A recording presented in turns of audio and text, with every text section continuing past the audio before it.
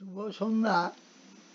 আগের দিন আমি যে অঙ্কটার কথা বলেছিলাম যে সাম of 5 consecutive odd number is 225 and average of 5 consecutive even number is 70. There is a basic difference between sum and average. When we divide the number of 5 digits and if we divide total by number of consecutive number,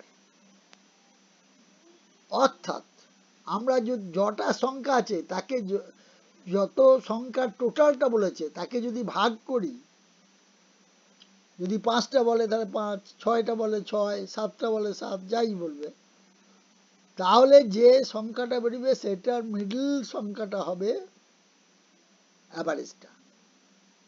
আর যখন সাম, তাহলে সাম থেকে average চলে এলো, আর পরেরটার বলেছে average of 5 consecutive number is 70, তাহলে 70টা এমনি বসে গেল।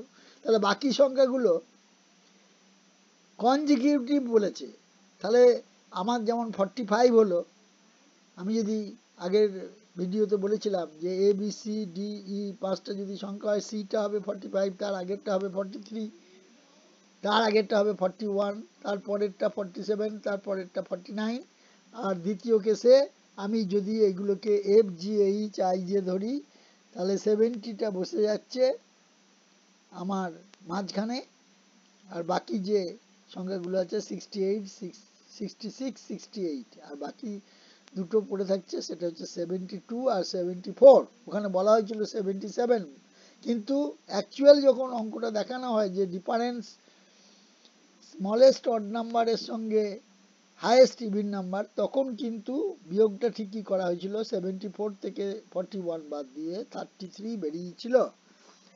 এবার বলেছিলাম যে দুটো আরও অঙ্কের কথা বলবো, সেই দুটো অঙ্ক কিন্তু বলা হয়নি, সেই অঙ্ক দুটোর কথা এখন বলতে হবে।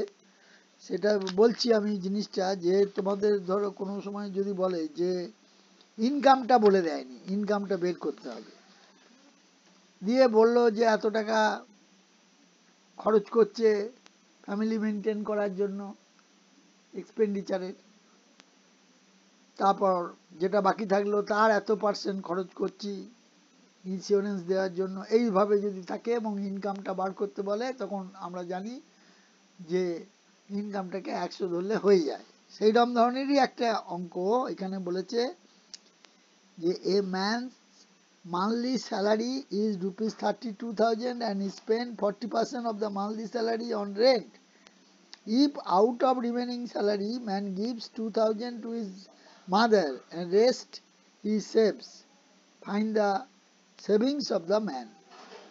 তাহলে এই ক্ষেত্রে 32,000-এর 40% করব, তোমরা অত কিছু করবে না, 32-এর 40% করবে, তাহলে তাড়াতাড়ি হয়ে যাবে।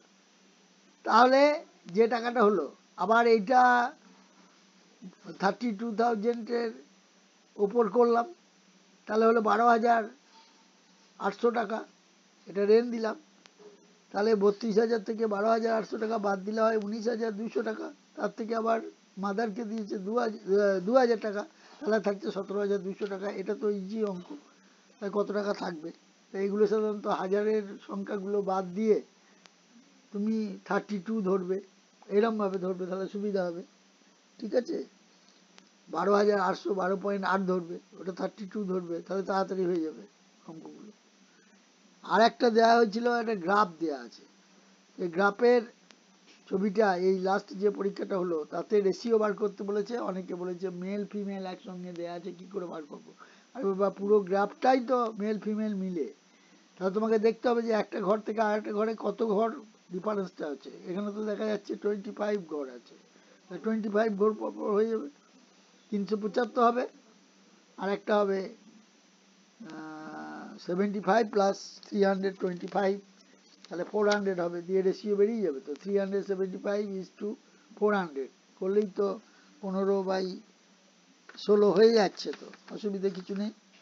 কি অসুবিধা আছে? ওটা তো আমার তো একসঙ্গেই তো দেয়া আছে। এখানে যে প্রশ্নটা চেয়েছে সেই প্রশ্নটার তো উত্তর বেরিয়ে যাচ্ছে, find the ratio of the total number of male and female who watched movies on Saturday, 2 on Monday and Tuesday together. ঠিক আছে, থ্যাংক ইউ। আর এর পরবর্তী ভিডিওতে রিজনিং এবং ম্যাথও কিছু দেখানো হবে। এখন আপাতত আজকের মতো শেষ করছি, আবার পরবর্তী ভিডিওতে দেখানো হবে।